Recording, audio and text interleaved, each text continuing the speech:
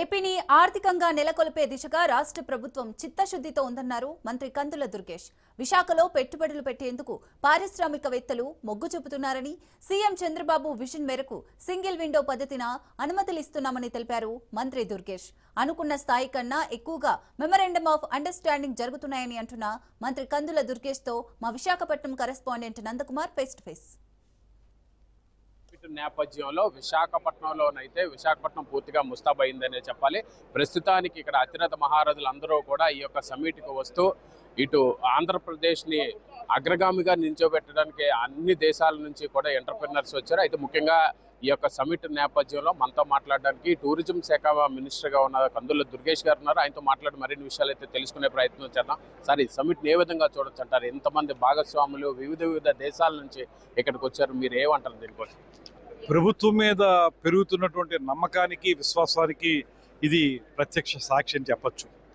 దీనివల్ల ప్రభుత్వం ఇస్తున్నటువంటి ప్రోత్సాహకాలు పరిశ్రమల అభివృద్ధికి, టూరిజం అభివృద్ధికి ముఖ్యమంత్రి గారు కానీ, ఉప ముఖ్యమంత్రి గారు కానీ, లోకేష్ గారు కానీ వీరు చేసేటువంటి ప్రయత్నాలు ఎవరైతే 5 సంవత్సరాల కాలం పాటు నమ్మకాన్ని కోల్పోయి వెనక్కి వెళ్ళిపోయినటువంటి పారిశ్రామికవేత్తలు ఉన్నారో వారందరూ కూడా తిరిగి ఈ 15 నెలల కాలాన్ని బాగా పరిశీలించి ఇప్పుడు మనం రావాల్సిన తరుణం ఇది, వచ్చి ఇక్కడ మన ఇండస్ట్రీస్ ఏర్పాటు చేయాలనేటువంటి ఆలోచనతో వారందరూ ముందుకు వస్తున్నందువల్లే ఇవాళ రమారమి 3000 మంది పార్టిసిపెంట్స్ ఇందులో కనపడటం, జాతీయ అంతర్జాతీయ వేదికల నుంచి రావటం, ఇవన్నీ కూడా రాష్ట్ర ప్రగతికి దోహదపడేటువంటి అంశాలు.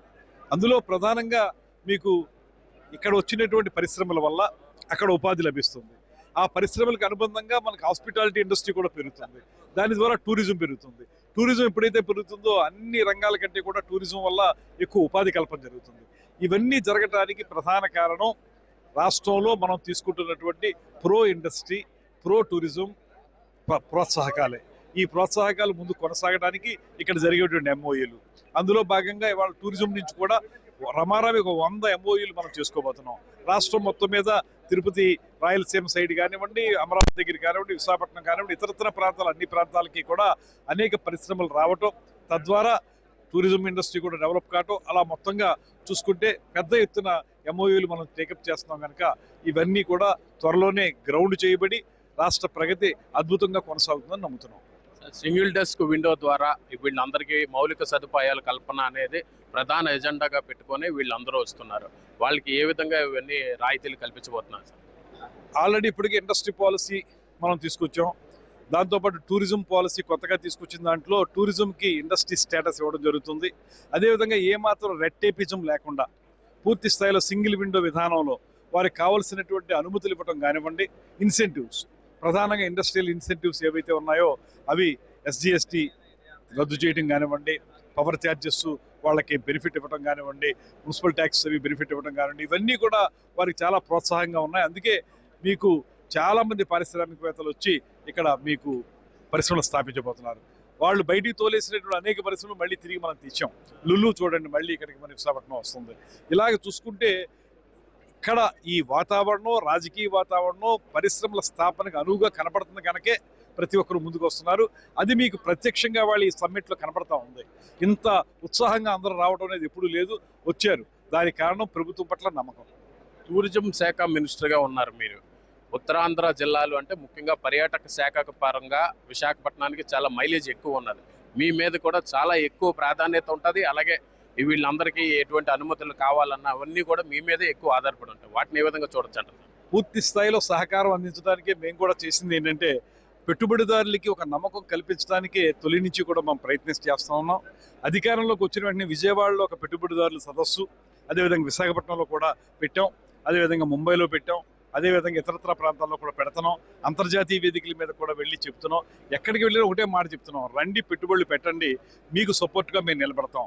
ఇండస్ట్రీకి ఇచ్చేటువంటి ప్రతి ఒక్క ఇన్సెంటివ్ మీకు కూడా ఇస్తాం, మరి టూరిజంలో పెట్టండి అనేటువంటి మాట చెప్తున్నాం.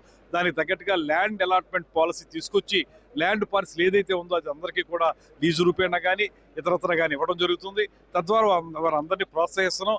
ఎక్కడ ఇబ్బంది లేకుండా అధికారుల నుంచి కానీ రాజకీయ నాయకుల నుంచి కానీ ఏ రకమైన ఇబ్బంది లేకుండా వారిని ప్రోత్సహించే విధానంలో ముందుకు వెళుతున్నాం. అదే మాట వారికి కూడా చెప్తున్నాం. అందుకే ఇవాళ రమారమి 100 ఎంఓయూలు వాళ్ళు చేసుకోబోతున్నాం. 15 నెలల కాలంలో 12,000 కోట్లు తీసుకొచ్చాం పెట్టుబడులు. ఇప్పుడు ఇంకా మరింత ఎక్కువ తీసుకొస్తాం.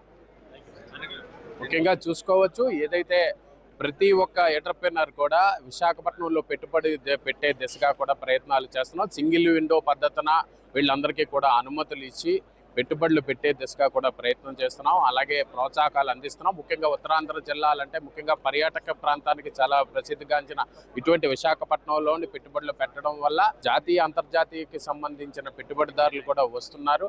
వాళ్ళందరికీ కూడా రెడ్ కార్పెట్ వేస్తామని చెప్పి టూరిజం శాఖ మంత్రిగా ఉన్న దుర్గేష్ అయితే తెలియజేస్తున్నారు. కెమెరా పర్సన్ పవన్ తో నందకుమార్, రాజ్ న్యూస్, విశాఖపట్నం.